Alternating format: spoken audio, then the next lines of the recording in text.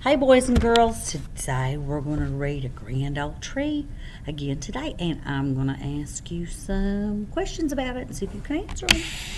You guys ready?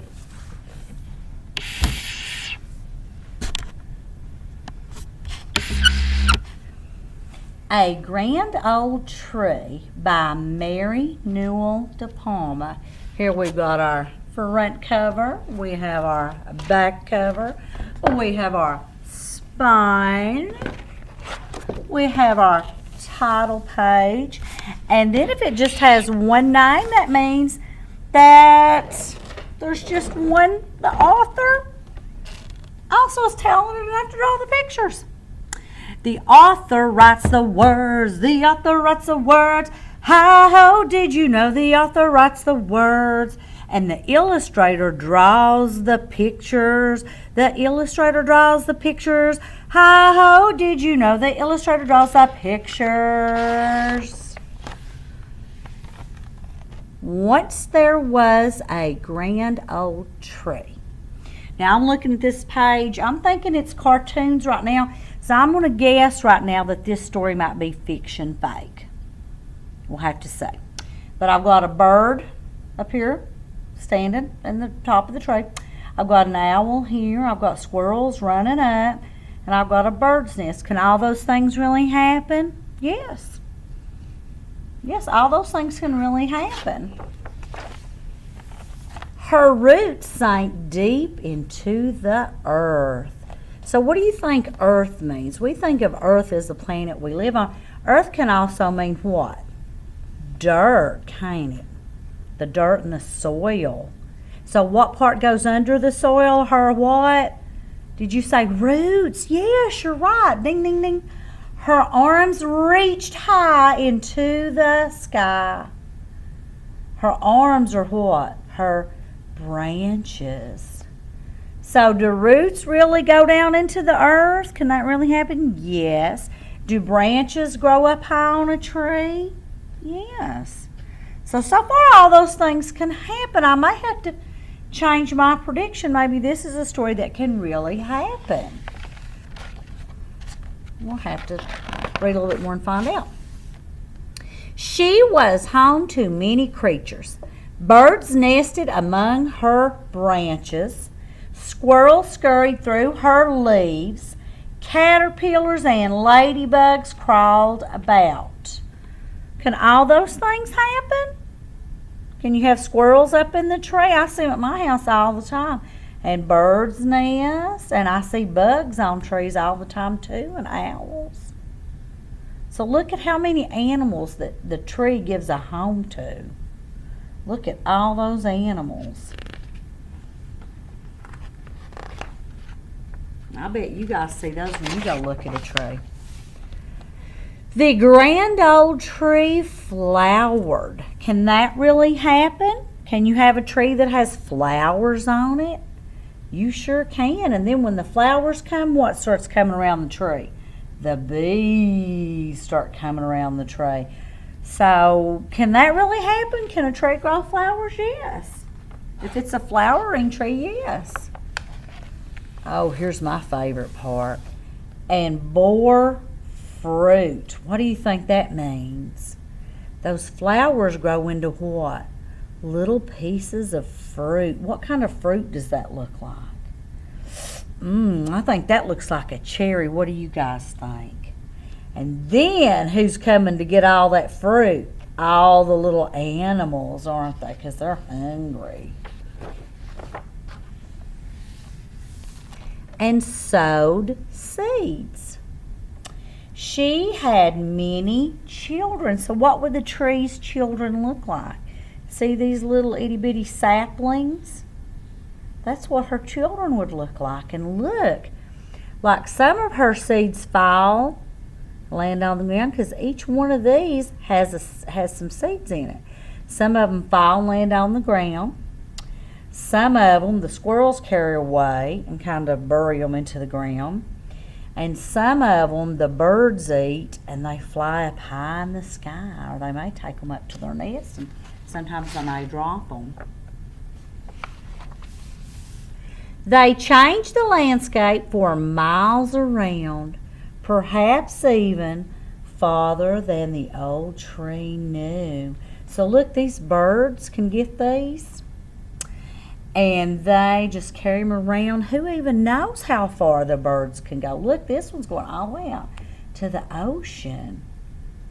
And the birds might eat these cherries, and then when they go to the bathroom, the seeds will come out of the cherries. I know everybody say, ew, gross. But that's another way that seeds get spread. I know it's gross, isn't it?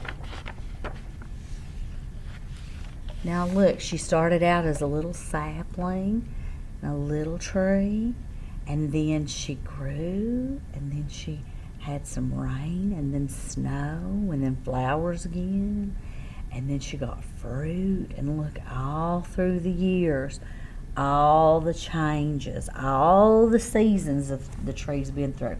The grand old tree lived a long, long time. She basked in the sun, bathed in the rain, swayed in the breeze, and danced in the wind. Now, when it says she's dancing in the, it just kind of means like swaying back and forth. Sometimes you'll see the wind blowing through the trees, and it'll kind of bend them. That's what they're talking about when it says they danced in the wind. She grew and shed. So she'd get new leaves, then she'd shed them off, and then she'd get some more in the springtime. Many millions of leaves. And I bet, you know what, I think that's really true. Because you look at how many years they have leaves fall off in the fall. I'm sure it's millions. I feel like I rake millions of them up at home every fall. At last, the grand old tree was very, very old. Her branches no longer swayed and danced, but cracked and snapped in the wind. Can that really happen to a tree? Can a tree's leaves change colors? What season would that be? Fall or autumn? And then can a tree kind of look like that and not grow leaves back? Yes. It can if it's a really old tree. Finally, she fell, and snow gently covered her. Aww. Have you all ever been around a tree that just got really old like that and fell down? Sometimes when they get old, that's what they do. The old tree died. She no longer flowered, bore fruit, or sowed seeds. Look, all these little animals still come. They still like to live on her, don't they? But she was still home to many creatures. Raccoons nested in her trunk. Look, they're inside of her trunk, a nice warm place. Centipedes, crawled along her branches. Gosh.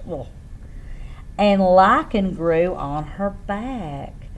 And lichen is this stuff right here that sometimes you'll see it and it'll grow out on a tree like that. She's got some mushrooms growing over here too. And the grand old tree slowly crumbled. She became part of the earth. Now we think of the earth as being a planet, but what else can earth mean? Does anybody know? Would you say like dirt and soil? Yes. Look at all the animals there. She's got worms and she's still got birds on top of her. Today the roots of her grandchildren sink deep into this earth. Their arms reach high into the sky. They're still young trees. They are home to many creatures. So even though she started out as one tree, look at all the trees that she was able to grow. From baby trees into big trees. Just like the grand old tree. And there's another little baby tree from the grand old tree. The more I think about it, guys, the more I think this was informational text. Okay, even though it had drawings, I think we learned facts about trees. We learned that trees do what? They give homes for animals. What else do? They have what that goes under the ground? What are those things called? Roots, and what are those things that grow up into the sky? Branches. What else did we learn about trees? Some of them have what? Flowers. And then some of them, if they have flowers, what can those flowers turn into? Fruit. And then they can have fruit. And how do trees grow again and again? Through what? Those seeds and the fruit. Right, good job. And then like the little animals can take those seeds far away and grow trees from that same tree. That's pretty cool, isn't it? So I think this was informational text because I think we learned a lot of information about trees in this story. I hope you guys liked it. See you soon. Bye.